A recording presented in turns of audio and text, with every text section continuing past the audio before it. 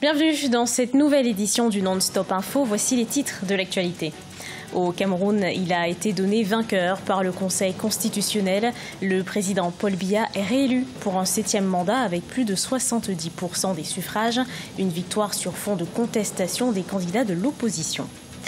Au Mali, une nouvelle coalition a vu le jour. Elle se nomme Convergence de forces patriotiques pour sauver le Mali.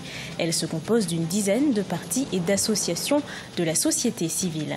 Et puis Djibouti part à la conquête de son autonomie énergétique. Le pays mise sur les énergies renouvelables. C'est dans ce cadre que le gouvernement a organisé la première conférence sur ce sujet.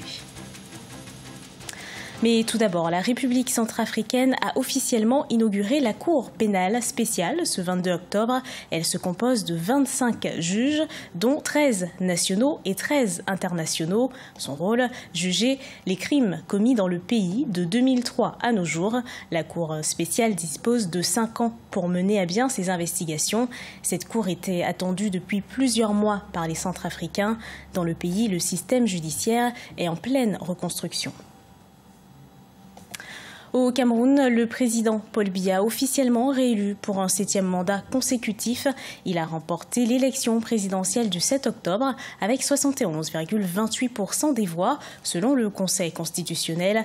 Maurice Kamto, candidat de l'opposition qui avait revendiqué la victoire au lendemain du scrutin, est deuxième avec 14,23% des votes.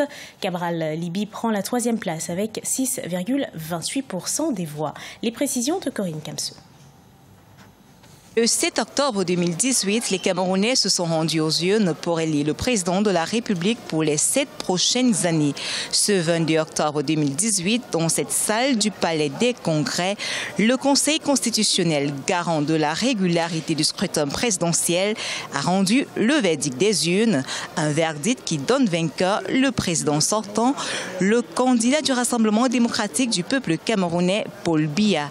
Il remporte cette élection avec un suffrage de 71,28% qui correspond à 2 571 758 électeurs pour un total de 3 590 427 suffrages valablement exprimés, soit un taux de participation global de 53,85%. Rappelons qu'ils étaient 9 candidats au départ de cette course au fauteuil présidentiel.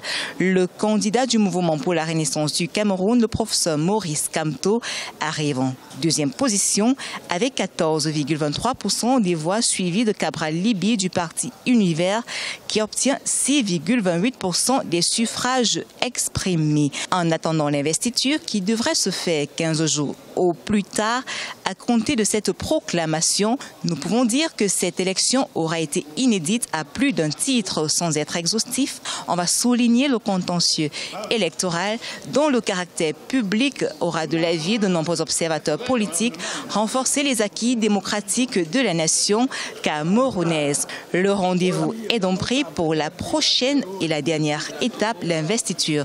Le président Paul Biya sera investi pour un 7e mandat, un mandat qui place sous le signe de la paix et des grandes opportunités.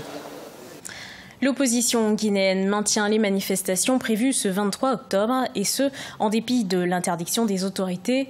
L'opposition dénonce une violation d'un accord conclu en août sur l'installation des élus locaux après le scrutin contesté du 4 février. Elle accuse également le pouvoir de corrompre certains de ses élus pour s'assurer le contrôle de différentes mairies. Pour rappel, un jeune homme a été tué le 16 octobre à Conakry lors d'une des 2 journées ville morte de l'opposition guinéenne. Un front pour sauver le Mali. Nouvelle coalition créée pour contester le report des élections législatives de ce 28 octobre au mois de juin 2019. Les autorités de leur côté disent vouloir apaiser le climat politique pour organiser au mieux ces élections. Chez Omar Bandaogo.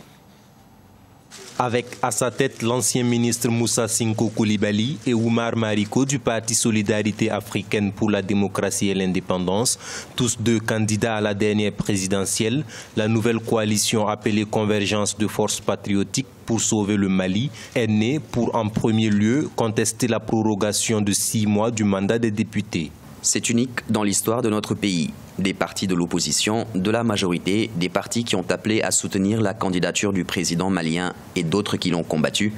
décident de former un même front pour défendre la République. Ça veut dire évidemment que c'est du sérieux. Les membres du front accusent le pouvoir d'avoir usé d'un tripatouillage juridique pour obtenir de la Cour constitutionnelle le report des législatives. Du côté du pouvoir, le report est justifié et permettra d'apaiser le climat politique tendu afin de mieux organiser ces élections. Par ailleurs, le gouvernement aura plus de temps pour mettre en œuvre les réformes institutionnelles prévues dans l'accord de paix signé en 2015 à Alger. Aucune raison ne peut justifier le fait que le gouvernement a décidé de reporter, de proroger le mandat des députés.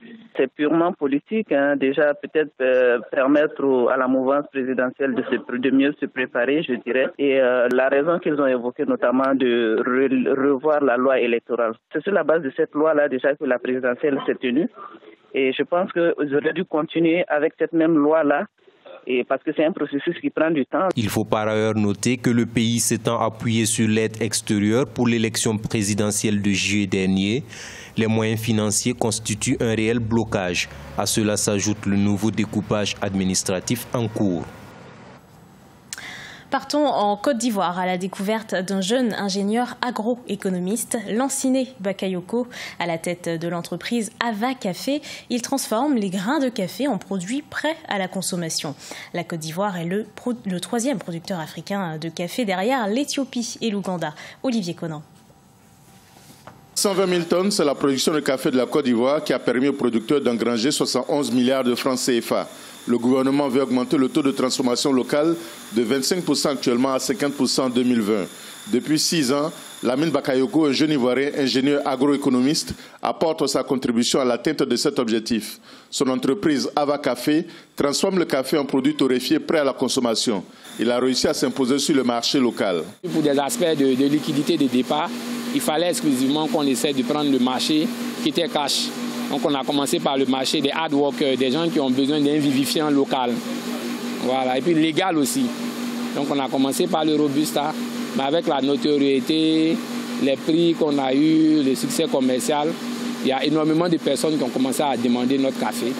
Voilà, donc on veut bien produire du café pour tout le monde, pour tous les marchés, mais surtout pour tous les goûts.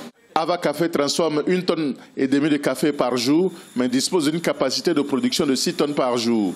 L'entreprise veut développer ses exportations vers le marché sous-régional, en particulier le Sénégal et le Burkina Faso, avec des produits adaptés au goût des consommateurs. On a lancé le café avec le gingembre, le quinqueliba, la menthe. On fait les tests, dès que ça passe, on voit comment le marché réagit. 1 500 francs pour 1 kilo, c'est adapté au pouvoir d'achat du citoyen lambda. On est maintenant à 1,5 milliard de chiffre d'affaires, mais on ne se fait pas de limites. Voilà, parce que quelqu'un qui cible le marché africain de 54 États comme nous, on a un petit rêve d'abord. On veut réussir à écouler l'équivalent de 1 million de tasses, en tout cas par jour. Lamine Bakayoko veut démocratiser le café en Côte d'Ivoire, jadis premier producteur africain qui vise 200 000 tonnes dans quelques années. Une perspective qui garantit à Ava Café un approvisionnement pour démocratiser effectivement le café en Afrique. Première conférence sur les énergies renouvelables à Djibouti.